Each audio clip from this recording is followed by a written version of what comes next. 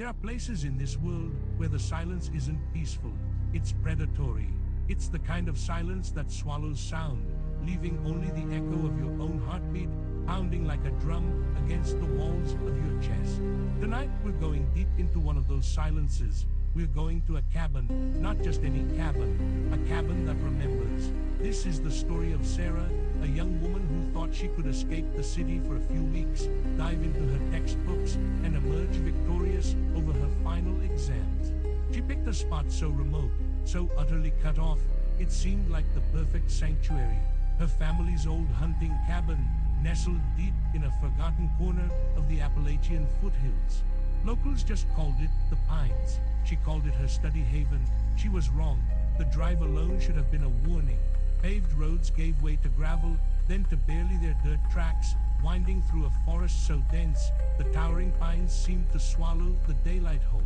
Their needles formed a thick, rust-colored carpet, muffling the sound of her tires, making the journey feel like a slow descent into something ancient and hushed, a silence that felt older than the trees themselves.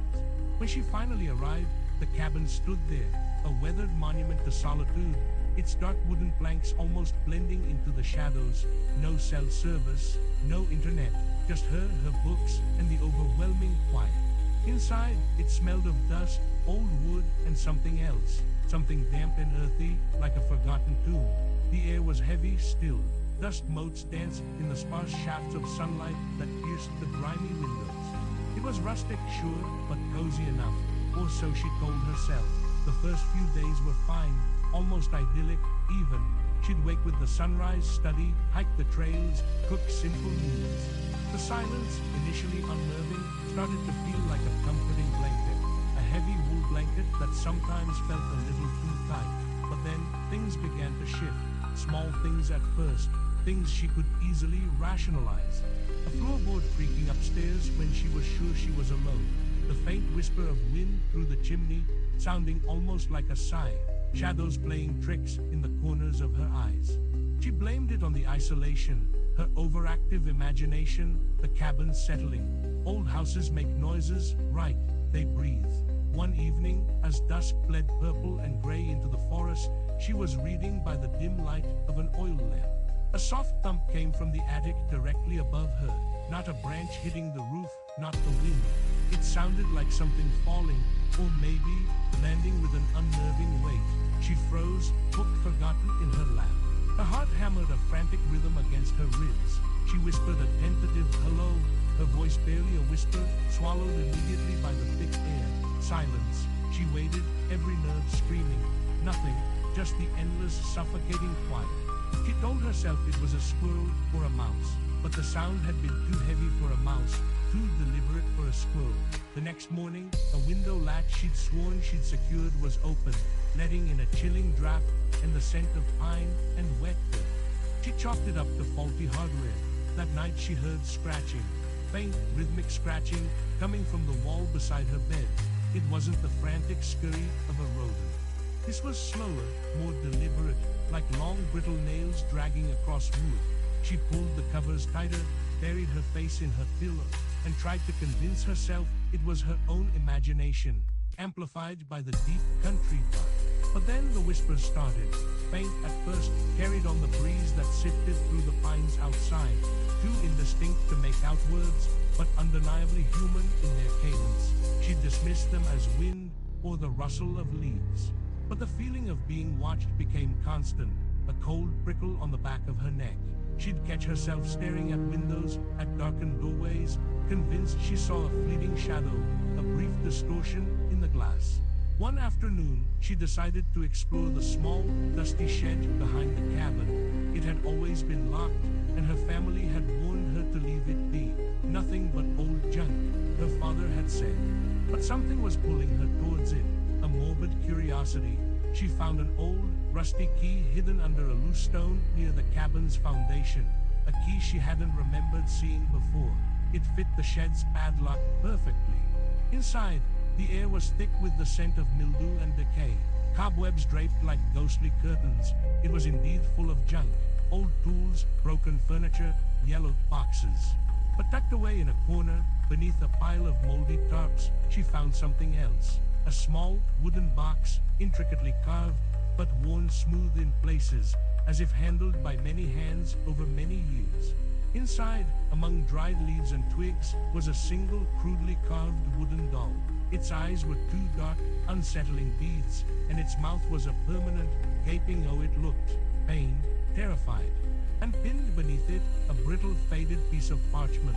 On it, scrawled in a shaky hand, were three words: "It hears the whispers." Her blood ran cold. "It hears the whispers, not I hear the whispers." She slammed the box shut, the sound echoing unnaturally in the small shed. This wasn't just an old cabin. This wasn't just her imagination. Something was here. Something was listening. That night, the whispers were no longer indistinct. They were right outside her window. Low, guttural, a chorus of voices murmuring just beyond the glass. She pressed her ear to the pane, her breath fogging the cold surface, but she couldn't make out any words. Just the horrifying sound of multiple presences, breathing, waiting. The scratching started again, this time from the attic directly above her bed, louder, more insistent. Thump, drag, thump, drag. It sounded like something heavy being moved. Then she heard it, a faint click, the latch on her bedroom door, the one she'd secured with a heavy wooden chair wedged beneath the knob. The door creaked open, just a fraction of an inch, revealing only darkness. But the temperature in the room plummeted. A wave of icy dread washed over her, chilling her to the bone. She couldn't move. She couldn't breathe. Her eyes darted around the room, searching, but seeing nothing but impenetrable shadow.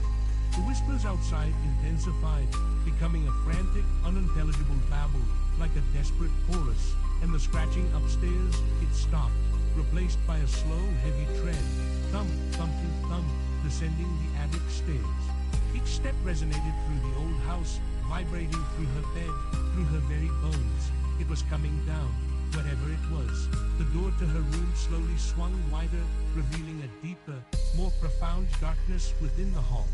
A darkness that seemed to pulse. She squeezed her eyes shut, wishing, praying, that this was all a nightmare. But the icy air, the smell of damp earth and something else, something faintly metallic, filled her lungs. And then, a sound she would never forget. A low, wet gasp, right beside her bed, as if something was drawing a ragged, agonizing breath inches from her ear. She could feel the faint, cold air of its exhale on her cheek. Her eyes snapped open. And there it was. Not a shape, not a form, but a distortion in the air itself. A swirling vortex of shadow, deeper than any darkness, vaguely humanoid in its outline, standing over her. And from within that swirling void, 2 points of light, red, burning embers stared down at her. She felt herself scream, but no sound escaped her throat. It was like screaming underwater, muffled and useless. The thing reached out a long, thin, shadowy arm towards her. She could almost feel the cold, dry sensation of its touch before it even made contact. Pure, unadulterated terror gave her a surge of adrenaline. She scrambled out of bed, tripping over her feet, tearing past the swirling shadow. She didn't look back. She crashed through the cabin, throwing open the front door, the heavy wood groaning in protest. She burst out into the pre-dawn darkness, the cold air biting at her exposed skin. The forest was no longer a comforting blanket, it was a gaping maw. The whispers were everywhere now, surrounding her, coming from the trees, from the very ground. They weren't just outside her window anymore. They were a deafening roar in her ears. She ran, barefoot, in her pajamas, through the treacherous terrain, roots and rocks tearing at her feet.